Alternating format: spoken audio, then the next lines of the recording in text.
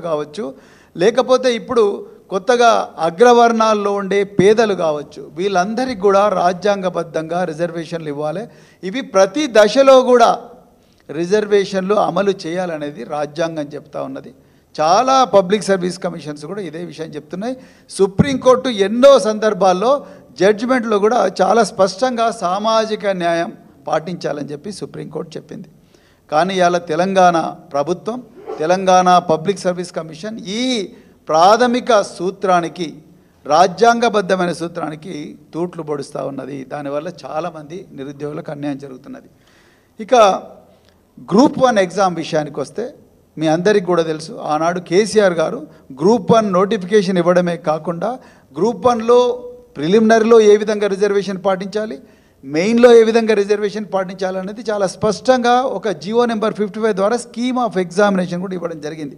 కానీ ఈరోజు రేవంత్ రెడ్డి గారి ప్రభుత్వం నిరుద్యోగులను ఆదుకుంటామని చెప్పి, జాబ్ క్యాలెండర్ ఇస్తామని చెప్పి నిరుద్యోగులను మోసం చేస్తూ, నిరుద్యోగుల్లో సామాజిక న్యాయం కూడా పాటించకుండా, రాజ్యాంగం చెప్పిన ఇవి పాటించకుండా జియో 29 తీసుకొచ్చి, దానికి ఉదాహరణకు మీకు గ్రూప్ 1లో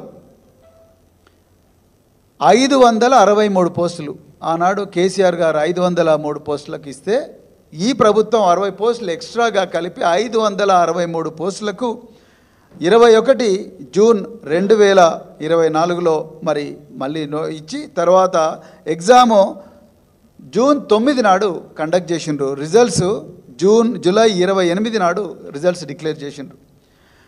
టోటల్గా ఈ ఎగ్జామ్కు ఆ పరీక్ష రాసిన అభ్యర్థుల సంఖ్య 3,02,172 మంది. మరి ఒక్క పోస్టుకు 50 మంది అభ్యర్థులను మెయిన్కు సెలెక్ట్ చేయాలంటే 1:50 నిష్పత్తిలో 50 మంది అభ్యర్థులను ఒక పోస్టుకు చేస్తే టోటల్గా 28,150 మంది అభ్యర్థులు రావాలి. 28,150 మంది అభ్యర్థులను కేసీఆర్ గారు తలపెట్టిన జియో 55 ప్రకారం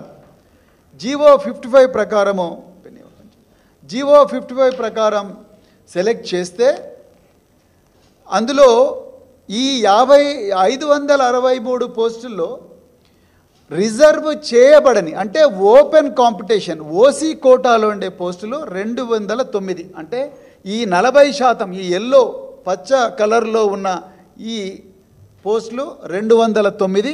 వీటి కోసం 10,450 మంది అభ్యర్థులను 1:50 నిష్పత్తిలో సెలెక్ట్ చేయాలి. అదేవిధంగా మిగతా ఏవైతే పోస్టులు ఉన్నాయో ఆ పోస్టులు 60% పోస్టులు ఏవైతే ఉన్నాయో ఆ 60% పోస్టులు టోటల్గా 17,700 మంది అభ్యర్థులను సెలెక్ట్ చేయాలి. తెలంగాణ పబ్లిక్ సర్వీస్ కమిషన్ ప్రభుత్వ ఆదేశాల మేరకు అది జియో 55 చెప్తున్నది. కానీ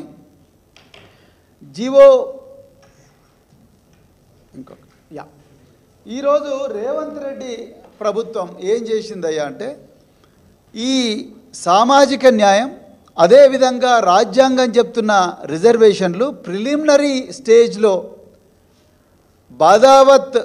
బాలాజీ బదావత్ పెట్టిన కేసులో ఏదైతే ఉందో ఆ కేసులో వచ్చిన జడ్జిమెంట్ను ఆధారం చేసుకొని ఆధారబాధగా జియో 29 తీసుకొచ్చి ఈ సామాజిక న్యాయం, ఈ రిజర్వేషన్లు పాటించకుండా 28,150 పోస్టులను స్ట్రైట్గా ముద్దగా సెలెక్ట్ చేసిండ్రు. దాంట్లో ఏ వర్గాల ప్రజలు ఉన్నారనేది ఇప్పటికి కూడా క్లారిటీ లేదు. ఒకవైపు 1:50 నిష్పత్తిలోనే మేము సెలెక్ట్ చేస్తున్నామని చెప్తూనే, మరోవైపు మేము రిజర్వేషన్లు కూడా పాటించినామని చెప్పి ఎస్సీ కోటాలో సెలెక్ట్ చేయాల్సిన వ్యక్తులను కింద తీసుకొని అవసరం అనుకుంటే కిందికి పోయి, అంటే వాళ్ళ కట్ ఆఫ్ ఏదో చెప్పకుండా ఆయనకాయన, అంటే వాళ్ళ పబ్లిక్ సర్వీస్ కమిషన్ తనకు తాను ఒక కట్ ఆఫ్ పెట్టుకొని కింది నుంచి తీసుకొని పోయిండు. అదేవిధంగా ఎస్టీ కోటాను అట్లనే చేసిండ్రు. అగ్రవర్ణాల్లో పేదలు ఈడబ్ల్యూఎస్ కోటాను కూడా అదేవిధంగా చేసిండ్రు. ఓబీసీ కోటాను కూడా అదేవిధంగా చేసిండ్రు. ఈ 28,150 ఈ ముద్దలో ఎంతమంది ఎస్సీ అభ్యర్థులు ఉన్నారు, ఎంతమంది ఎస్టీ అభ్యర్థులు ఉన్నారు, ఎంతమంది మరి అగ్రవర్ణాల్లో పేదలు ఉన్నారు, ఎంతమంది ఓబీసీ అభ్యర్థులు ఉన్నారు, ఎంతమంది స్పోర్ట్స్ కోటాలు ఉన్నారు, ఎక్కడ కూడా చెప్పడం లేదు. ఇలా మేము ఆనాడు కూడా రేవంత్ రెడ్డి గారి ప్రభుత్వాన్ని ఒక 15-20 రోజుల క్రితం కూడా అడగడం జరిగింది.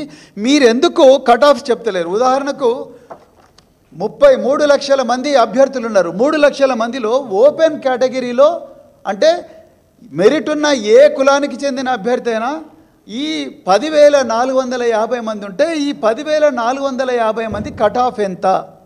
ఎందుకు ప్రభుత్వం చెప్పడం లేదు? ఎందుకు పబ్లిక్ సర్వీస్ కమిషన్ ఈ కట్ ఆఫ్ గురిని అంత సీక్రెట్గా పెడుతున్నారు? అదేవిధంగా షెడ్యూల్డ్ కాస్ట్ కట్ ఆఫ్ ఎంత? షెడ్యూల్డ్ ట్రైబ్ కట్ ఆఫ్ ఎంత? ఓబీసీ కట్ ఆఫ్ ఎంత? అదేవిధంగా అగ్రవర్ణాల్లో ఉండే పేదలు అంటే ఎకనామికల్లీ వీకర్ సెక్షన్స్ ఈడబ్ల్యూఎస్ కోటాలో కట్ ఆఫ్ ఎంత? స్పోర్ట్స్ కోటాలో కట్ ఆఫ్ ఎంత? అదేవిధంగా మరి మిగతా minority quota BCE cut off ఎంత అని ఎందుకు ప్రభుత్వం చెప్పడం లేదు? మేము ఇంకో ప్రశ్న కూడా వేసినాం. ఓపెన్ కాంపిటీషన్ అంటే కేవలం అగ్రవర్ణాల్లో ఉండే ధనికులకేనా, లేకపోతే ఎస్సీలో కానీ ఎస్టీలో కానీ బీసీలో కానీ మైనారిటీలో ఉండే మెరిటోరియస్ అభ్యర్థులు కూడా ఓపెన్ కోటాలో ఉండవచ్చా అంటే దానికి టీఎస్పీఎస్సీ ఆన్సర్ చెప్పడం లేదు. మిత్రులారా, ఇక్కడే మరి అసలైన కుట్ర ఉన్నది. ఇలా యూనియన్ పబ్లిక్ సర్వీస్ కమిషన్ కేంద్రంలో భారత ప్రభుత్వం రాజ్యాంగబద్ధ సంస్థ అయిన యూనియన్ పబ్లిక్ సర్వీస్ కమిషన్ అంటే ఐఏఎస్, ఐపీఎస్, ఐఎఫ్ఎస్ ఇతర సెంట్రల్ సర్వీసెస్లను రిక్రూట్ చేసే యూనియన్ పబ్లిక్ సర్వీస్ కమిషన్ కూడా ప్రిలిమినరీలో కానీ మెయిన్లో కానీ ఇంటర్వ్యూలో కానీ సామాజిక న్యాయం ఈ కోటాలను పాటిస్తూ ఉన్నది. అదేవిధంగా పక్కన ఉండే కర్ణాటక సివిల్ సర్వీసెస్ కూడా ఈ కోటాలను ప్రిలిమినరీ, మెయిన్ అదేవిధంగా మరి ఇంటర్వ్యూలో కూడా పాటిస్తూ ఉన్నది. పంజాబ్ సివిల్ సర్వీస్ కమిషన్ కూడా పంజాబ్ పబ్లిక్ సర్వీస్ కమిషన్ కూడా ఈ కోటాలను పాటిస్తూ ఉన్నది. హర్యానా పబ్లిక్ సర్వీస్ కమిషన్ కూడా ఈ కోటాలను పాటిస్తూ ఉన్నది. పక్కనే ఉండే మన బార్డర్ స్టేట్ అయిన ఛత్తీస్గఢ్ కూడా ఈ కోటాలను స్పష్టంగా పాటిస్తూ ఉన్నది. జార్ఖండ్ కమిషన్ కూడా ఈ కోటాలను స్పష్టంగా పాటిస్తూ ఉన్నది. మరి వీళ్ళందరికీ సుప్రీంకోర్టు జడ్జిమెంట్లు అడ్డం వస్తలేవా? ఇవాళ తెలంగాణ ప్రభుత్వం ఆలోచించాల్సిన అవసరం ఉన్నది. మరి ఎందుకోసం ఈ నిరుద్యోగులు తెలంగాణ తెచ్చుకున్నారు? మరి ఈ 40%లో ఉండే ఈ 40% ఉండే ఈ 10,450లో ఎస్సీలు ఎంతమంది ఉన్నారు? ఈ ఓపెన్ కోటా ఎవరైనా మెరిట్ ఉన్న ఏ ఎస్సీ అయినా పార్టిసిపేట్ చేయొచ్చు, ఏ బీసీ అయినా పార్టిసిపేట్ చేయొచ్చు, ఏ అగ్రవర్ణాల్లో ఉండే పేద వర్గానికి చెందిన వ్యక్తి అయినా కూడా ఇందులో ఉండవచ్చు.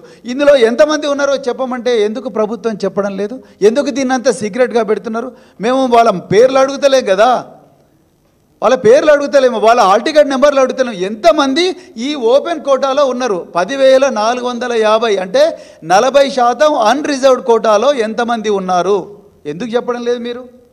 మరి అది కాకుండా మీరు మొన్న ఇంకొకటి చేసినారు. తెలంగాణ పబ్లిక్ సర్వీస్ కమిషన్ 3,232 మందిని ఎక్స్ట్రాగా క్వాలిఫై చేసి తీసుకున్నారు. వీళ్ళు ఏ వర్గాలకు చెందిన వాళ్ళు? ఎందుకోసం తీసుకున్నారు వీళ్ళను? ఎక్కడ మీకు షార్ట్ ఫాల్ వచ్చింది? ఆ విషయాల్లో ఎక్కడ కూడా పబ్లిక్ సర్వీస్ కమిషన్ చెప్తలేదు, చీఫ్ సెక్రటరీ గారు కూడా చెప్తలేరు. రేవంత్ రెడ్డి గారు అయితే అసలు దాని సంబంధం లేనట్టే వ్యవహరిస్తూ ఉన్నారు. మిత్రులారా, ఇక్కడ జరిగే నష్టం తెలంగాణ సమాజానికి తెలవాలి. జీవో 29 ప్రకారం ఈ విధంగా రిక్రూట్మెంట్ జరిగితే జరగబోయేది ఏంటయ్యా అంటే ఎస్సీలలో మెరిటోరియస్ అభ్యర్థులు ఎవరైతే ఉంటారో వాళ్ళు ఎస్సీ కోటాలోనే పరిగణించబడతారు జీవో 29 ప్రకారం. బీసీలలో ఎవరైతే మెరిటోరియస్ అభ్యర్థులు ఉంటారో వాళ్ళు బీసీ కోటాలోనే పరిగణించబడతారు. ఎస్టీలో ఎవరైతే మెరిటోరియస్ అభ్యర్థులు ఉంటారో వాళ్ళు ఎస్టీ కోటాలోనే పరిగణించబడతారు. అగ్రవర్ణాల్లో పేదలు ఎవరైతే మెరిటోరియస్ కోటాలో ఉంటారో వాళ్ళు కూడా అగ్రవర్ణాల్లో పేదల ఈడబ్ల్యూఎస్ కోటాలోనే పరిగణించబడతారు. వాళ్ళని ఎవ్వరిని కూడా ఓపెన్ కోటాలోకి రానివ్వడం లేదు. అంటే ఈ 40% అన్రిజర్వ్డ్ పోస్ట్స్ ఏవైతే 209 పోస్టులు ఉన్నాయో ఈ 209 పోస్టుల్లో ఎస్సీ, ఎస్టీ, బీసీ, మైనారిటీలు అదేవిధంగా అగ్రవర్ణాల్లో పేదలకు స్థానం లేదనేది ఇప్పుడు పబ్లిక్ సర్వీస్ కమిషన్ చేస్తున్న రిక్రూట్మెంట్ విధానం వల్ల చాలా క్లియర్గా అర్థమవుతున్నది. అంటే ఈ 40% పోస్టులన్నీ కూడా అగ్రవర్ణాల్లో ఉండే ధనికులకే ఇవ్వాలనుకుంటున్నారా రేవంత్ రెడ్డి గారు మీరు? ఇది రాజ్యాంగబద్ధమేనా? కాదు అంటే మరి క్లారిఫికేషన్ ఇవ్వండి. మీ చీఫ్ సెక్రటరీ గారని ఇవ్వాలి, లేకపోతే పబ్లిక్ సర్వీస్ కమిషన్ అని ఇవ్వాలి. పబ్లిక్ సర్వీస్ కమిషన్ ఇంతవరకు మేము అడిగిన ప్రశ్నలకు జవాబు చెప్పలేదు. వాళ్ళు ఇన్ఫార్మల్గా చర్చలు పెట్టి తెలిస్తే కాదు కదా. చీఫ్ సెక్రటరీ గారు ఇంతవరకు దీని మీద మాట్లాడలేదు. మేము ఓపెన్ లెటర్ కూడా రాయడం జరిగింది. ఈ విధంగా రిజర్వ్డ్ అభ్యర్థులకు అన్యాయం జరుగుతూ ఉన్నది అనేది చాలా క్లియర్గా మేము చెప్పడం జరిగింది. అదేవిధంగా ఈ సందర్భంగా సుప్రీంకోర్టు జడ్జిమెంట్లను కూడా మేము ఉటంకించడం జరిగింది. సుప్రీంకోర్టు ఏం చెప్పింది, ఓపెన్ కేటగిరీలు అంటే ఓపెన్ కేటగిరీ అంటే కేవలం అప్పర్ కాస్ట్కే కాదు, ఓపెన్ కేటగిరీ అంటే ఎస్సీల్లో మెరిటోరియస్ అభ్యర్థులు, ఎస్టీలో మెరిటోరియస్ అభ్యర్థులు, బీసీలో మెరిటోరియస్ అభ్యర్థులు, అగ్రవర్ణాల్లో పేదల్లో ఉండే కూడా మెరిటోరియస్ అభ్యర్థులు ఎవరైనా ఉంటే, మైనారిటీల్లో కూడా ఎవరైనా మెరిటోరియస్ అభ్యర్థులు ఉంటే వాళ్ళందరూ కూడా ఓపెన్ కేటగిరీలోనే తీసుకోవాలి. మరి ఎక్కడ దీంట్లో ట్రాన్స్పరెన్సీ ఉన్నది? నిజానికి ఈ విధంగా ఈ వర్గాల్లో మెరిటోరియస్ అభ్యర్థులందరూ కూడా ఓపెన్ కేటగిరీకి వస్తే ఇంకా దాదాపుగా 14,000 మంది ఎక్కువగా క్వాలిఫై అయ్యే అవకాశం ఉన్నది. కానీ అవకాశాన్ని ఇలా కాల రాస్తున్నారు రేవంత్ రెడ్డి ప్రభుత్వం. ఎందుకు ప్రభుత్వం దీన్ని మళ్ళీ పునరాలోచించడం లేదు? ఎందుకు మరి ఈ వర్గాలు ఓట్లు వేయలేదా? ఈ ప్రజలు తెలంగాణ వాసులు కాదా? వీళ్ళకు రాజ్యాంగం వర్తించదా? దీని మీద స్పష్టంగా మరి ప్రభుత్వం తీసుకురావాలి, లేకపోతే మాత్రం మేము ఊరుకోమని చెప్పేసి ఈ సందర్భంగా చెప్తున్నాం. మేము మళ్ళొకసారి ఈ ఉదాహరణలతోని రెండవసారి కూడా నేను తెలంగాణ చీఫ్ సెక్రటరీ గారికి, ముఖ్యమంత్రి గారికి లెటర్ రాస్తాం. అదేవిధంగా మా పార్టీ నాయకులు గౌరవ హరీష్ రావు గారు అసెంబ్లీలో కూడా ఈ జీవో 29ని రద్దు చేసి కేసీఆర్ గారి ప్రభుత్వం రిలీజ్ చేసిన జీవో 55ని మళ్ళీ రీఇన్స్టేట్ చేసి దాని ప్రకారమే రిక్రూట్మెంట్ జరగాలని కూడా చెప్పడం జరిగింది. దానికి ఉదాహరణగా నేను ఇంకొక టీఎస్పీఎస్సీ పబ్లిక్ సర్వీస్ కమిషన్ వ్యవహారం ఏ విధంగా ఉంటుంది, ఈ రిజర్వ్డ్ కేటగిరీకి చెందిన అభ్యర్థులను ఓపెన్ కోటాలో మెరిటోరియస్ అభ్యర్థులుగా వ్యవహరించకపోతే, వాళ్ళను చూడకపోతే ఇలా న్యాయ పోరాటానికి పోయినారు చాలామంది నిరుద్యోగులు. అందులో ఒక అమ్మాయి మరి చాలా 10 సంవత్సరాల పోరాటం చేస్తే కోర్టు ఆ అమ్మాయికి మరి ఉద్యోగం ఇచ్చిందంటే 3 మెరిటోరియస్ అభ్యర్థులను రిజర్వ్ కేటగిరీలో చూపిస్తే అది తప్పని చెప్పి కోర్టు వాళ్ళందరినీ కూడా ఓపెన్ కేటగిరీలోనే పరిగణించాలి, దానివల్ల మిగతా 3 రిజర్వ్డ్ అభ్యర్థులకు న్యాయం జరుగుతుందని చెప్పేసి కోర్టు చాలా స్పష్టంగా తీర్పిచ్చింది. మీ ముందరనే పెడితే మీ అందరికీ కూడా నేను సప్లై చేస్తాను. ఇవన్నీ కూడా టీఎస్పీఎస్సీకి తెలియక కాదు, కానీ ఇవాళ తెలంగాణ ప్రభుత్వం రేవంత్ రెడ్డి గారు ఈ ఓపెన్ కోటా అంతా కూడా అగ్రవర్ణాల్లో ఉండే వాళ్ళతోనే నింపాలనుకుంటున్నాడు. దీంట్లో ఏదో గూడుపుటాన్ని నడుస్తూ ఉన్నది. దీని మీద ప్రభుత్వం స్పష్టతనివ్వాలి, ప్రభుత్వం క్లియర్ స్టేట్మెంట్ ఇవ్వాలి. అదేవిధంగా ఈ 209 పోస్టులకు 1:50 నిష్పత్తిలో ఎంపిక చేసిన అభ్యర్థుల్లో ఏ వర్గాల వాళ్లకు చెందిన వాళ్ళు ఎంతమంది ఉన్నారనేది ప్రభుత్వం చాలా క్లియర్గా చెప్పాలి. ఓపెన్ కోటా కటాఫ్ చెప్పాలి, ఎస్సీ కోటా కటాఫ్ చెప్పాలి, బీసీ కోటా కటాఫ్ చెప్పాలి, అదేవిధంగా మరి మైనారిటీ కటాఫ్ చెప్పాలి, ఎకనామికల్లీ వీకర్ సెక్షన్స్ కటాఫ్ చెప్పాలి, అదేవిధంగా మిగతా కటాఫ్స్ అన్నీ కూడా చెప్పినప్పుడే దీంట్లో స్పష్టత వస్తుంది. అంతే తప్ప ఇంతవరకు కోర్టుల కేసు పడలేదు, ఇప్పుడు మళ్ళీ కోర్టు కేసులు పడితే మళ్ళీ ఎగ్జామ్ ముందరికి నడవదని ఈ ఎమోషనల్ బ్లాక్మెయిల్ చేయడం కరెక్ట్ కాదు. అందుకొరకే ఈ విషయంలో స్పష్టత ఇవ్వాల్సిందిగా మరి భారత రాష్ట్ర సమితి తెలంగాణ ప్రభుత్వాన్ని డిమాండ్ చేస్తున్నది. Thank you very much. కానీ ఆర్టికల్ 16 క్లాజ్ 4 ప్రకారం కానీ బలహీన వర్గాలకు ఎస్సీలు కావచ్చు, ఎస్టీలు కావచ్చు, వెనకకు నెట్టివేయబడ్డ తరగతులు అంటే ఓబీసీలు కావచ్చు, రిలీజియస్ మైనారిటీలు కావచ్చు, పర్సన్స్ విత్ డిజేబిలిటీ అంటే దివ్యాంగులు కావచ్చు, స్పోర్ట్స్ కోటా కావచ్చు, లేకపోతే ఇప్పుడు కొత్తగా అగ్రవర్ణాల్లో ఉండే పేదలు కావచ్చు, వీళ్ళందరికీ కూడా రాజ్యాంగబద్ధంగా రిజర్వేషన్లు ఇవ్వాలి. ఇవి ప్రతి దశలో కూడా రిజర్వేషన్లు అమలు చేయాలనేది రాజ్యాంగం చెప్తా ఉన్నది. చాలా పబ్లిక్ సర్వీస్ కమిషన్స్ కూడా ఇదే విషయం చెప్తున్నాయి. సుప్రీంకోర్టు ఎన్నో సందర్భాల్లో జడ్జిమెంట్లో కూడా చాలా స్పష్టంగా సామాజిక న్యాయం పాటించాలని చెప్పి సుప్రీంకోర్టు చెప్పింది.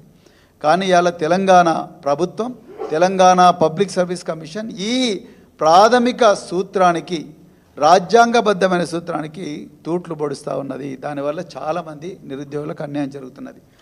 ఇక గ్రూప్ 1 ఎగ్జామ్ విషయానికి వస్తే మీ అందరికీ కూడా తెలుసు, ఆనాడు కేసీఆర్ గారు గ్రూప్ 1 నోటిఫికేషన్ ఇవ్వడమే కాకుండా గ్రూప్ 1లో ప్రిలిమినరీలో ఏ విధంగా రిజర్వేషన్ పాటించాలి, మెయిన్లో ఏ విధంగా రిజర్వేషన్ పాటించాలనేది చాలా స్పష్టంగా ఒక జియో నెంబర్ 55 ద్వారా స్కీమ్ ఆఫ్ ఎగ్జామినేషన్ కూడా ఇవ్వడం జరిగింది. కానీ ఈరోజు రేవంత్